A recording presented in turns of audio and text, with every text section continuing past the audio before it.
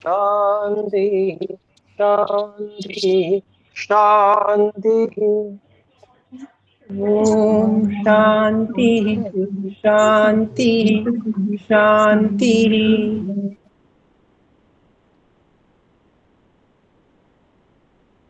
ओम। सत्यार्थ प्रकाश इस पुस्तक का इस समय में हम स्वाध्याय करते हैं और सत्यार्थ प्रकाश के षष्ठ समुल्लास राजधर्म विषय में हम ऋषि मनु जी के श्लोक और उसके अभिप्राय को देख रहे थे। इसमें हम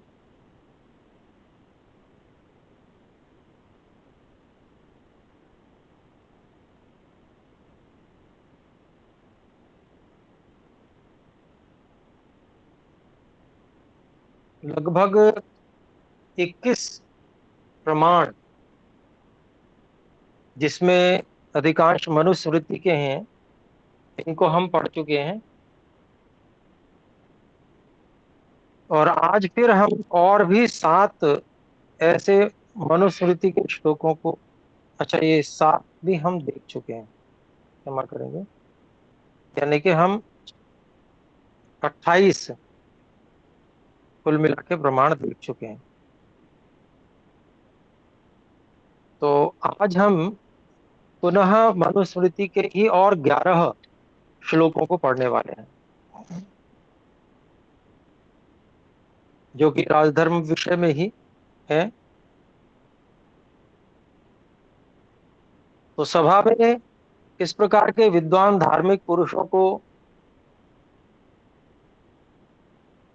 स्थापन करना है, उस विषय में उनमें क्या क्या गुण होने चाहिए जो सभ्य हों, सभा में जिनको जोड़ा जाए, तो वो यहाँ पर 11 श्लोकों में बात कही गई है। तो इन श्लोकों में को मैं पढ़ रहा हूँ।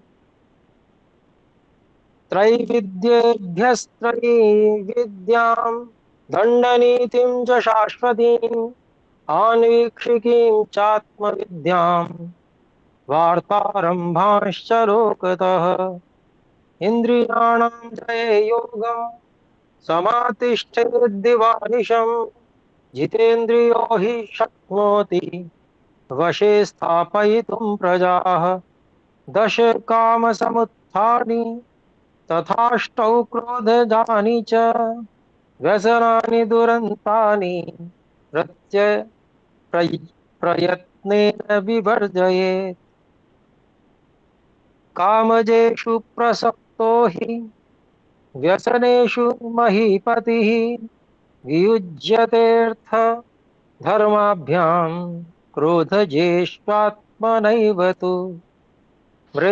मृगयाक्षो दिवा स्वप्नः पारिवादः स्त्रियो मदः तौर्यत्रिकं वृथाट्या च कामजो दशको गणः। ऐशून्यं साहसं द्रोहः ईर्ष्यासूयार्थदूषणं वाग्दण्डजं च पारुष्यं क्रोधजोऽपि गणोष्टकः। तयोरप्येतयोर्मूलं यं सर्वे कवयो विदुः संयत्नेन जयेल्लोभम् तज्जावेतावुभौ गणौ।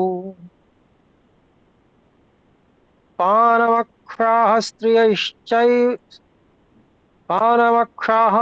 स्त्रियश्चैव मृगया च यथा क्रमम् एतत् कष्टतमं विद्यात् चतुष्कं काम जे गणे। दण्डस्य पातनं चैव वाक्पारुष्यार्थदूषणे क्रोधजेऽपि गणे विद्यात् कष्टमेतत् कष्टमेतन्त्रिकं सदा। सप्तकस्यास्य वर्गस्य सर्वत्रैवानुषङ्गिणः पूर्व गुरुतरं विद्यात् व्यासनमात् व्यसनमात्मवान्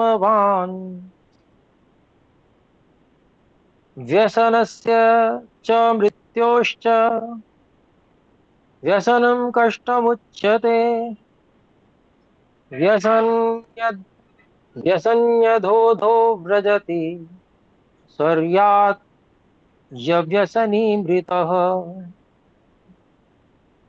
तो इस प्रकार के 11 श्लोक हैं और इनका यह अभिप्राय यहाँ पर महर्षि दयानंद जी ने लिखा है। इसको हम आर्य भाषा में पढ़ते हैं। तो राजा और सभा के सभासद तब हो सकते हैं जबकि वे चारों वेदों की कर्म उपासना ज्ञान विद्याओं के जानने वालों से तीनों विद्या सनातन दंड नीति न्याय विद्या आत्म विद्या अर्थात परमात्मा के गुण कर्म स्वभाव रूप को यथावत जानने रूप ब्रह्म विद्या और लोक से वार्ताओं का आरंभ कहना और पूछना सीख कर सभासद व सभापति हो सकें। तो ये श्लोक जो है बहुत गहरा एक उपदेश दे रहा है और न्यूनतम योग्यता का प्रतिपादन कर रहा है कि कितनी न्यूनतम योग्यता सभा में उपस्थित सभ्यों की होनी चाहिए। सभा में किन लोगों को रखना चाहिए, उसकी कम से कम योग्यता क्या है। क्योंकि चारों वेदों के विद्वान बनना इतना सरल कार्य नहीं है। उसमें बहुत परिश्रम लगता है, बहुत समय भी लगता है। क्योंकि जो यदि चारों वेदों को पढ़ना चाहें तो कम से कम 44 वर्ष और अधिकतम 48 वर्ष का समय, अर्थात 12-12 वर्ष एक वेद पढ़ने का समय, सांगोपांग पढ़ने का, अंग और उपांग सहित 12-12 वर्षों तक चारों वेदों को पढ़ना। और इसमें सभी, मैं समझता हूँ ब्राह्मण ग्रंथ भी, उनका भी अध्ययन हो जाता है। एक एक वेद का एक एक ब्राह्मण है, एक एक वेद का एक एक उपवेद है। तो इस प्रकार से पूरी विद्या इतने समय में होती है।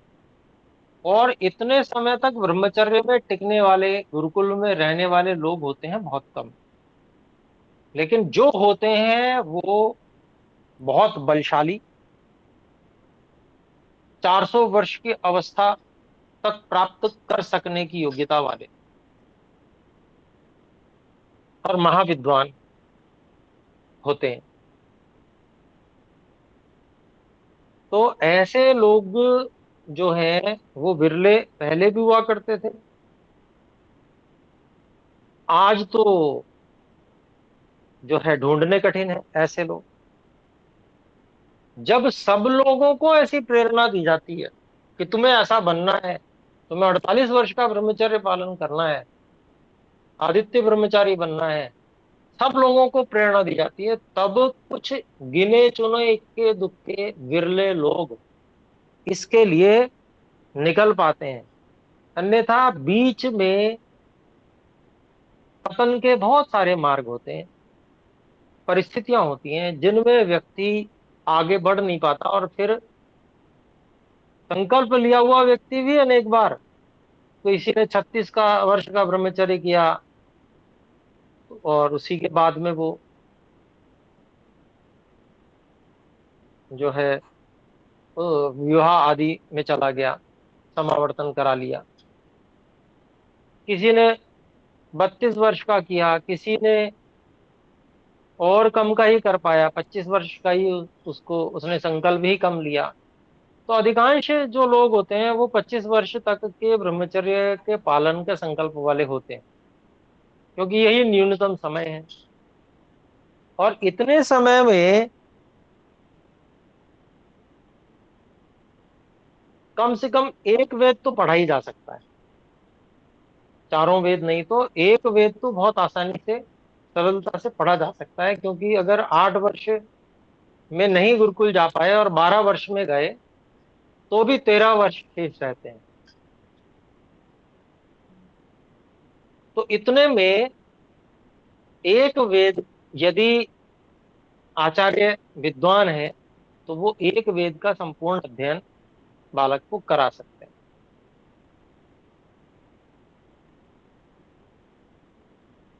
तो इस एक वेद में ये तीन विद्याएं जो अत्यंत अनिवार्य हैं वो आ जाती हैं।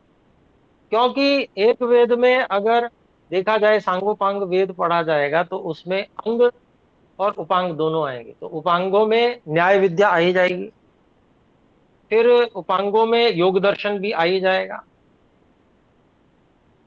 योग दर्शन, न्याय दर्शन, ये दोनों विद्याएं आ जाएंगी। तो ये जो है दोनों, एक आध्यात्मिक विद्या है और एक आन्वीक्षिकी है, अर्थात न्याय विद्या है। और फिर बची तीसरी दंड नीति। तो दंड नीति, जिनको सभा में, जिनकी योग्यता हो भेजनी है तो उनको, उनकी आध्यात्मिक योग्यता भी बढ़िया होगी, तो उनको इस प्रकार से ये दंड नीति भी अच्छे से उनको कराकर आचार्य फिर समावर्तन करके भेजेंगे, तो वे लोग ऐसे योग्य हो जाएंगे कि वो सभा में सभ्य बन सके। उनमें से भी जो सर्वश्रेष्ठ होगा उनका चुनाव होगा।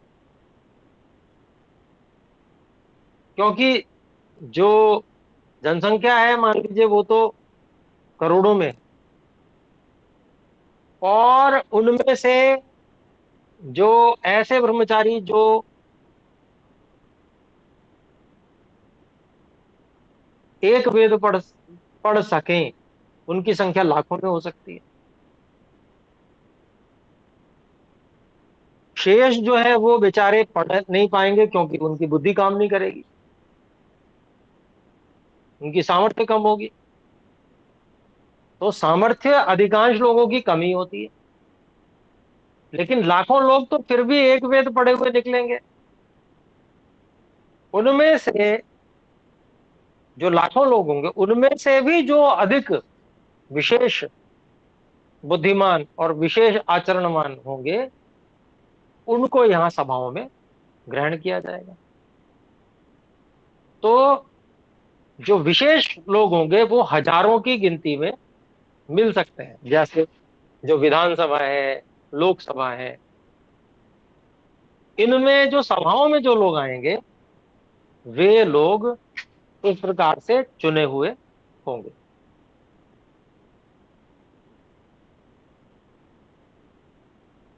तब जो है इस देश को बढ़िया लोग, जो अच्छे लोग होंगे, आचरणवान, जो सदाचारी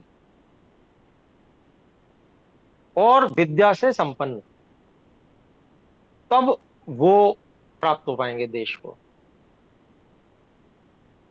अर्थात यदि पूरे देश में गुरुकुल शिक्षा प्रणाली लागू की जाए, करोड़ों बच्चे हों, उनमें से लाखों कम से कम एक वेद पढ़े हुए निकल सकते हैं। और उनमें से भी चुनाव होके बढ़िया क्रीम ऐसे बच्चे जो, उनमें से कुछ ब्राह्मणत्व के लिए निकल जाएं और कुछ जो क्षत्रिय और सब अर्थात सभाओं के लिए, उनका चुनाव हो सकता है। तो ये कल्पना कीजिए, हम कर सकते हैं कि अगर हमें वैदिक व्यवस्था लानी है तो कितने पुरुषार्थ की आवश्यकता है। और पूरे देश में जब तक गुरुकुल शिक्षा प्रणाली नहीं होगी तब तक इस प्रकार के लोग नहीं मिल पाएंगे हम।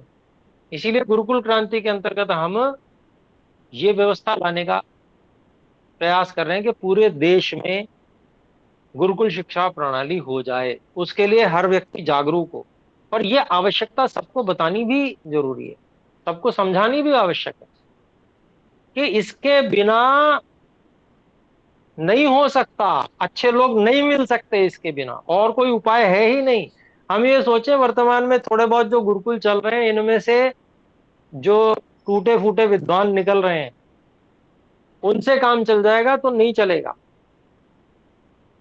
अगर हम बिल्कुल, जिसको कहते हैं कि ठोस व्यवस्था, जिसमें कोई छिद्र न कर पाए, वो आगे चलती रहे हजारों लाखों वर्षों तक, उस व्यवस्था को लाना चाहते हैं, तो हमें ये करना पड़ेगा। ये हमारी अनिवार्य आवश्यकता है। इसके बिना काम नहीं चलने वाला है। बड़े सारे लोग शॉर्टकट ढूंढ लेते हैं कि भाई शॉर्टकट कर लेंगे, कुछ लोग, हाँ, कि भाई हम अपनी पार्टी बनाएंगे, करेंगे। तो वो पार्टी बनाने वाले लोग, उनमें से कितने लोग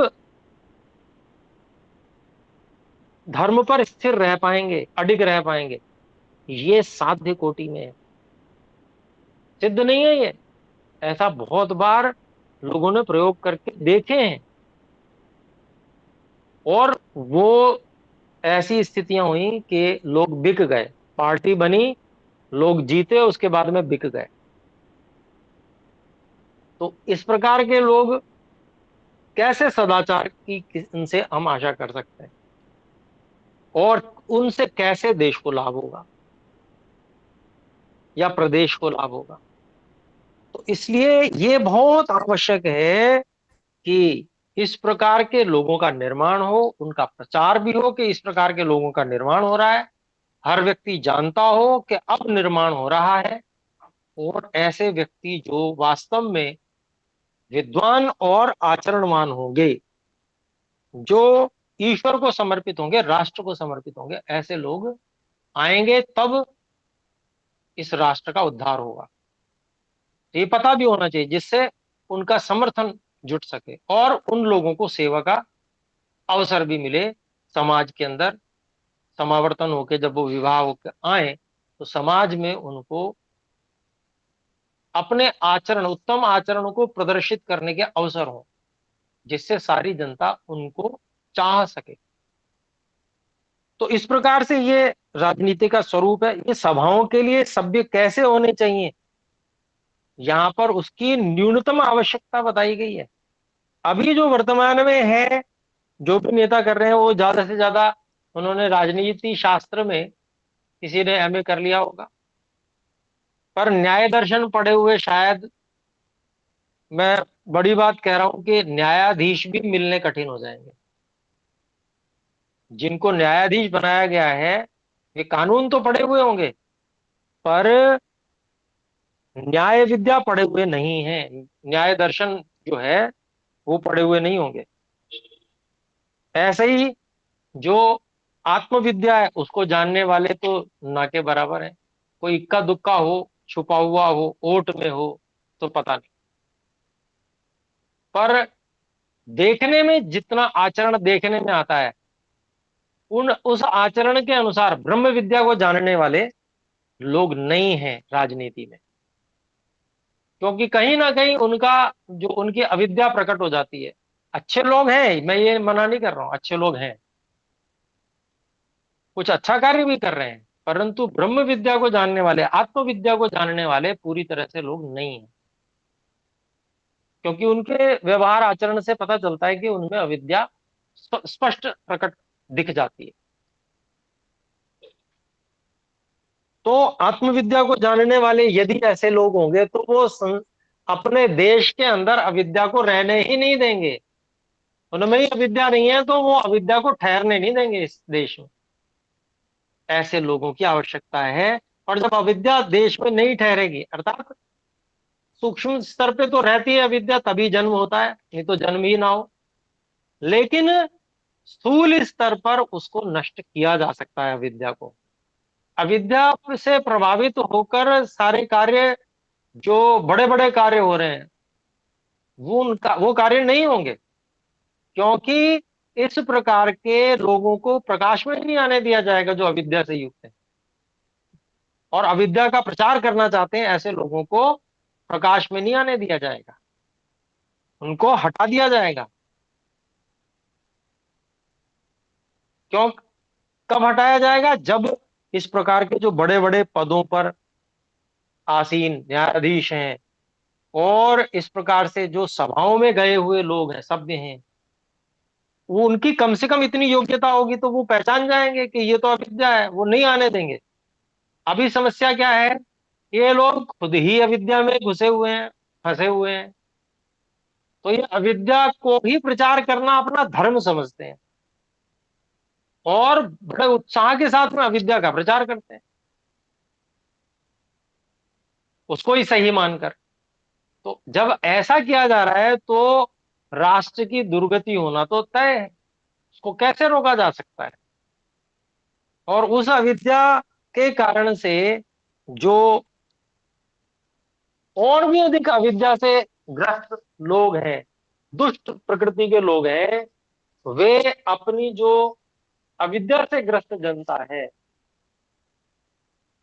उसको विविध प्रकार से लूट रहे हैं, मार काट रहे हैं, फंसा रहे हैं, इसी अविद्या के कारण से। और जनता इस बात को समझ नहीं पा रही है कि हमारी अविद्या के कारण से हमें लूटने, खसोटने, मारने, काटने में सफल हो पा रहे हैं, हमें धोखा दे पाने में सफल हो पा रहे हैं। ये आम जनता नहीं समझ पा रही है, और ये समझाना बहुत कठिन काम है, क्योंकि लोगों की मान्यताएं बनी हुई होती हैं। हम सत्यार्थ प्रकाश सबको पढ़ा दें, और लोगों ने पढ़ा भी है, लेकिन आप देखें जितने इसके समर्थन में है उससे अधिक विरोधी लोग भी हैं, और बहकाने वाले लोग भी हैं, इसलिए वो इसके विरुद्ध बहकाते भी हैं लोगों को। इसके कारण से विरुद्ध वातावरण भी बन रहा है, विद्या के विरुद्ध अविद्या के अनुकूल वातावरण बन रहा है संसार में, और उसके कारण से वो मार भी खा रहे हैं,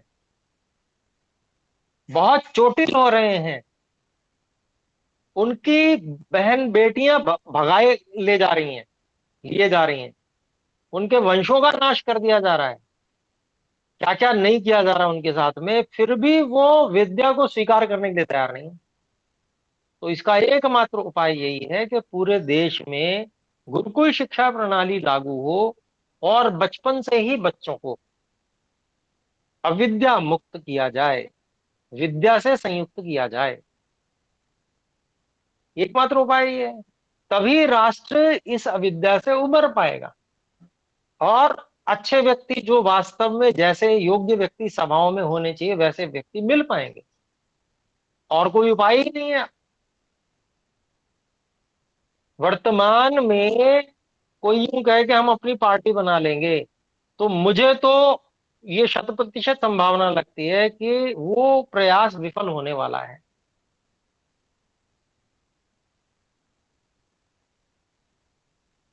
क्योंकि इतनी योग्यता वाला व्यक्ति यदि हो तो वो पूरे राष्ट्र में प्रकाश में आ जाएगा, भले ही केवल आध्यात्मिक योग्यता हो,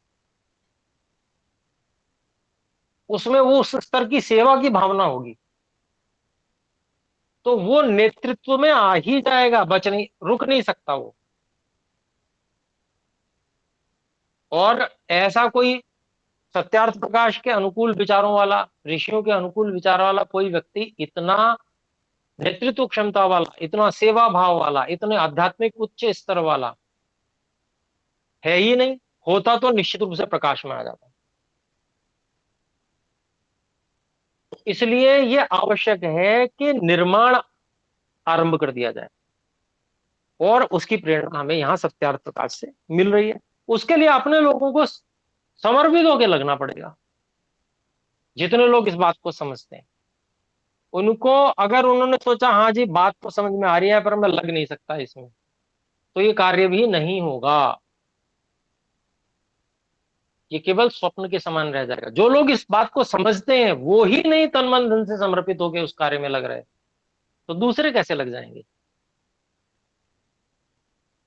इस बात को समझना है, और अपनी उस कार्य के प्रति प्रतिबद्धता वो व्यक्त करनी है, उसमें लग जाना है हर तरह से। तो आइए देखें दूसरे श्लोक का अभिप्राय। पहले श्लोक में जो बातें कही गई हैं उसमें मुख्य बात, राजा और राजसभा के सभासद वो तब हो सकते हैं जब वे चारों वेदों की कर्मोपासना ज्ञान विद्याओं के जानने वालों से, अर्थात वे भले ही ना जानते हो चारों वेदों को, कर्मोपासना को, ज्ञान और विद्याओं को, लेकिन वो उनके जानने वालों से तीनों विद्याओं, सनातन दंड नीति, न्याय विद्या और आत्मविद्या, अर्थात परमात्मा के गुणकर्म स्वभाव रूप को यथावत जानने रूप ब्रह्म विद्या और लोक से वार्ताओं का आरंभ कहना पूछना सीख कर। तो ये जो वार्ता है, ये न्याय विद्या के अंतर्गत ही आती है। न्याय विद्या जो है वो बात करना सिखा देती है, कैसे बात की जाती है। न्याय विद्या ये सिखा देती है सामने वाले व्यक्ति से किसी सत्य को यदि बाहर निकालना है तो उससे क्या प्रश्न पूछने होंगे। जो इस न्याय विद्या का अभ्यास करते हैं उनको बात करने का तरीका आ जाता है। सामने वाला अब क्या उत्तर देगा, सामान्य व्यक्ति है तो ये उनको पहले से विदित हो जाता है।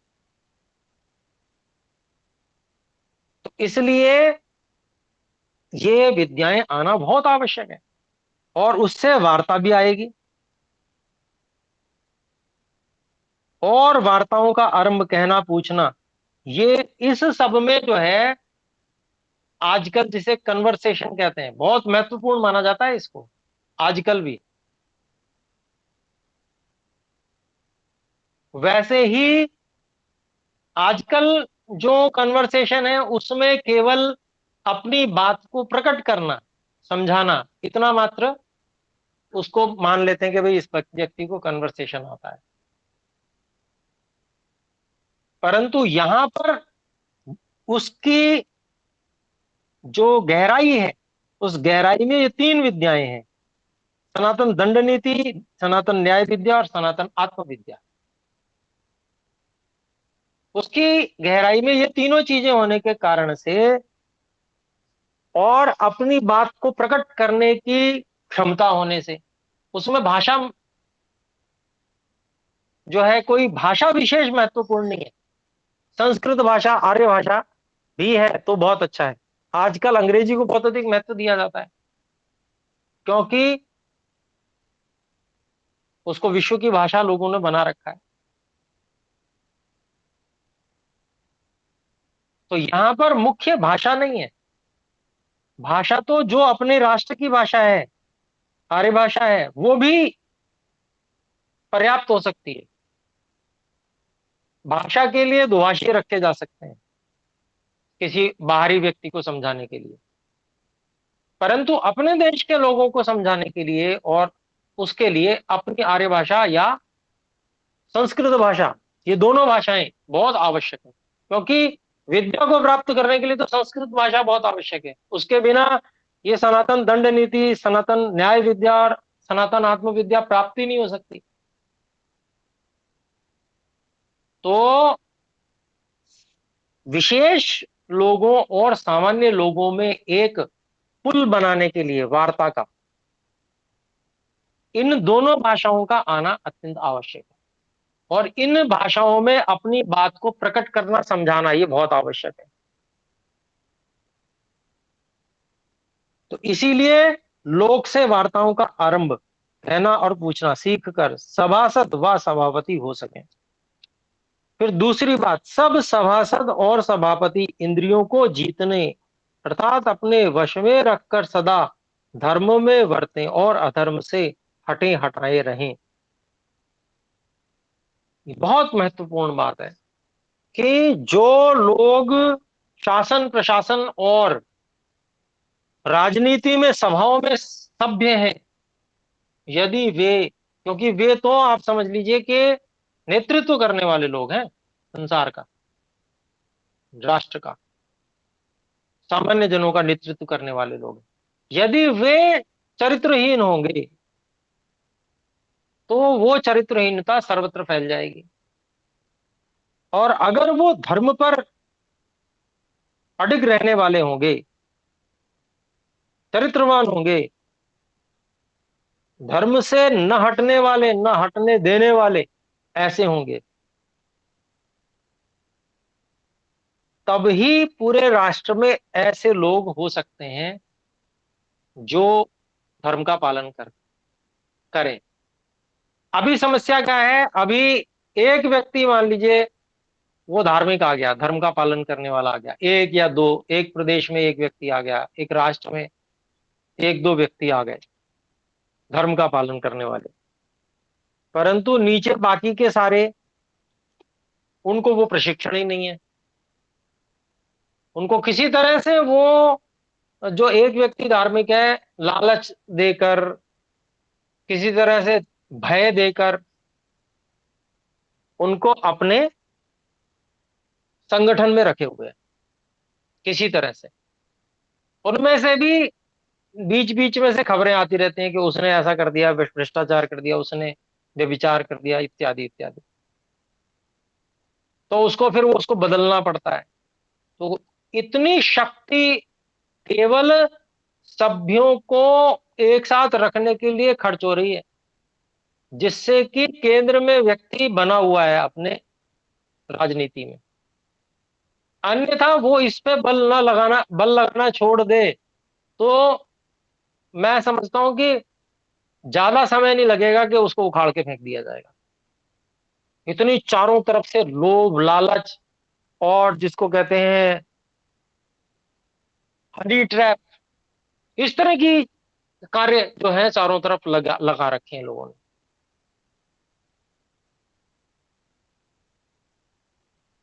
तो राष्ट्र के उत्थान के लिए जितना बल लगना चाहिए वो बल नहीं लग पा रहा है। वो बल अपनी गद्दी बचाए रखने के लिए लग रहा है व्यक्ति। ये आज की स्थिति है। तो इसलिए सभी धार्मिक होने बहुत आवश्यक हैं, सभी सभासद और सभी जो प्रशासन में मुख्य पदों पे लोग हैं, क्योंकि वे ही राज्य व्यवस्था देखने वाले हैं और वही नेतृत्व करने वाले हैं जनता का। इसलिए रात दिन नियत समय में योगाभ्यास भी करते रहें, क्योंकि अगर योगाभ्यास जानते तो हैं, आत्मविद्या जानते तो हैं, उसका अभ्यास नहीं करते तो भी पतित हो जाते हैं। तो इसलिए नियम पूर्वक योगाभ्यास करना ये बहुत जरूरी है। और इसी के लिए दर्शन योग महाविद्यालय में स्वामी सत्यपति जी महाराज ने यह नियम लागू कर रखा था कि जो गुरुकुल में रहेगा वो प्रातः सायं कम से कम एक एक घंटा ईश्वर की उपासना के लिए समय अवश्य लगाएगा। वहां पर घंटी बजती थी उसके लिए विशेष रूप से, और एक स्थान पर सभी ब्रह्मचारियों को अपना आसन बिछाकर बैठना होता था बिल्कुल ठीक समय से। पूरा समय होने के बाद 1 घंटे के बाद फिर घंटी बजती थी, तब ही उठ सकते थे। कोई विशेष रोग आदि हो जिसमें उसके लिए आचार्य जी से छूट लेनी पड़ती थी पहले से अनुमति। तो ऐसा नियम जब गुरुकुलों में होगा, पहले से अभ्यास कराया जाएगा सभी ब्रह्मचारियों को, तो वो अभ्यास आगे भी रहता है। उसी के कारण से हम लोग भी ईश्वर की उपासना अब भी करते हैं दोनों समय। तो ये अभ्यास शुरू से डलवाना पड़ेगा। जिसको अभ्यास नहीं है, जो उसका महत्व ही नहीं समझता है, तो वो कैसे इस कार्य को करेगा? और वो निश्चित रूप से कहीं भी पतित होने की उसकी संभावना रहेगी। तो जो लोग हैं जब आपस में मिलते हैं तो वो आजकल क्या पूछते हैं? भाई क्या हाल चाल है? हाल और चाल पूछा जाता है, स्वास्थ्य संबंधी बात पूछी जाती है। लेकिन जब इस प्रकार के विद्वान लोग आपस में मिलते हैं तो वो, उनको पता है स्वास्थ्य तो सबका अपने आप ही ठीक होगा। ब्रह्मचर्य ब्रह्मचारी लोग हैं सभी। ईश्वर की उपासना कैसी चल रही है, ये विषय पूछते हैं।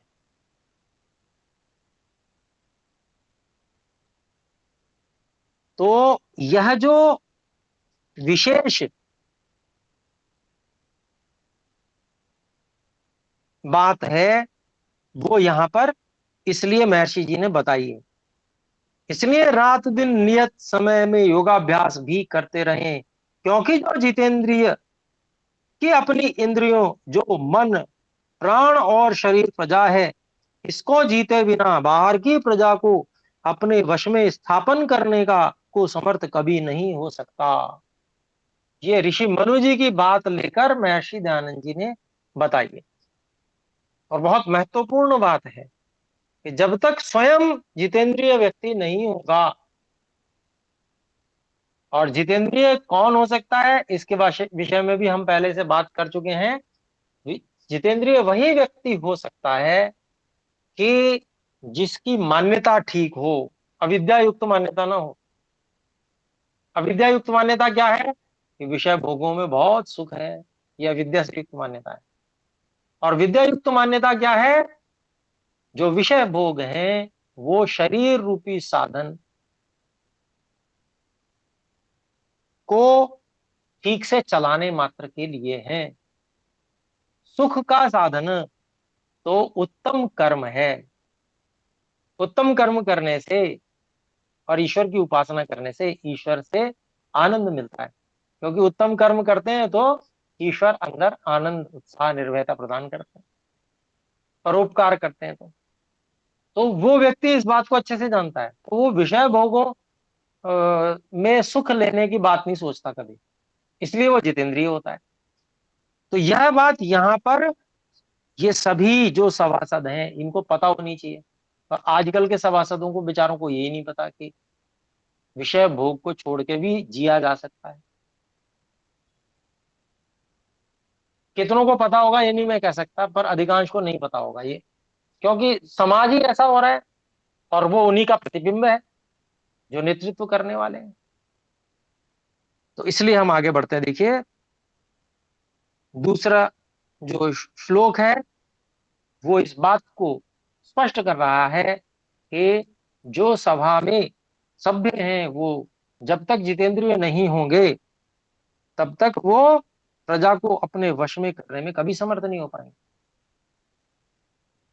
और उन्हीं के वश में प्रजा होनी चाहिए वास्तव में जो स्वयं जितेंद्रिय है।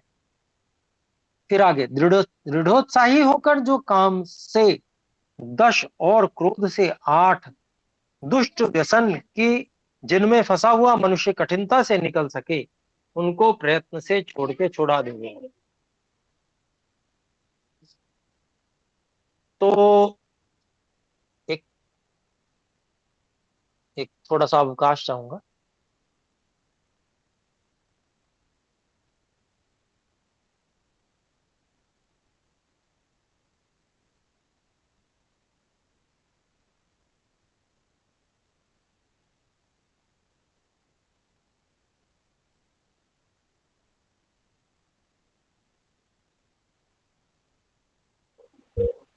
जी महोदय, आप बता सकते हैं सम्मेलन कितना चल रहा है?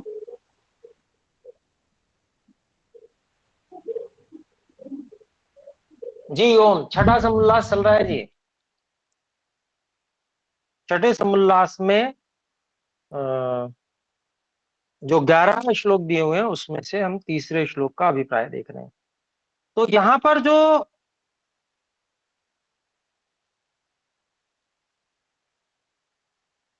दृढ़ उत्साह अपेक्षित है, क्योंकि सामान्य उत्साह से इन काम और क्रोध को जीता नहीं जा सकता है। बहुत विशेष विद्या से युक्त होना, अत्यंत उत्साह से युक्त होने पर ही इन पर विजय प्राप्त की जा सकती है। तभी कहते हैं कि काम के 10 और क्रोध के 8 दुष्ट व्यसन जिनमें फंसा हुआ मनुष्य कठिनता से निकल सकता है, उनको प्रयत्न से छोड़ और छुड़ा दें। स्वयं तो छोड़े हुए होंगे तभी पता होगा कैसे इनसे छूटा जाता है, और तभी मार्गदर्शन भी कर पाएंगे और पहचान भी पाएंगे कि कौन फंसा हुआ है। अन्यथा पहचान ही नहीं पाएंगे कौन फंसा हुआ है और उसको कैसे निकाला जाए। तो नेतृत्व करने वालों में यह विशेष गुण होना ही चाहिए। तो ये 3 श्लोक तक हम पढ़ चुके हैं, समय हो चुका है। तो आगे की जो बात है वो हम अगली कक्षा में देख लेंगे। हम में से जो कोई भी भाई बहन प्रश्न पूछना चाहते हैं, कोई बात रखना चाहते हैं, तो वे कृपया हस्तोत्थापन द्वारा सूचित कर सकते हैं।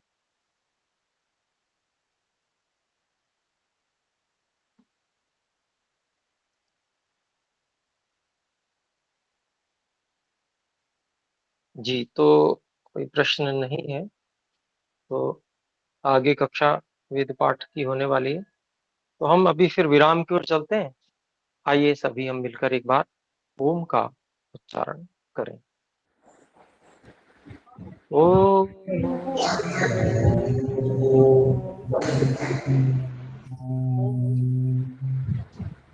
सभी को सादर नमस्ते। सादर नमस्ते गुरु जी।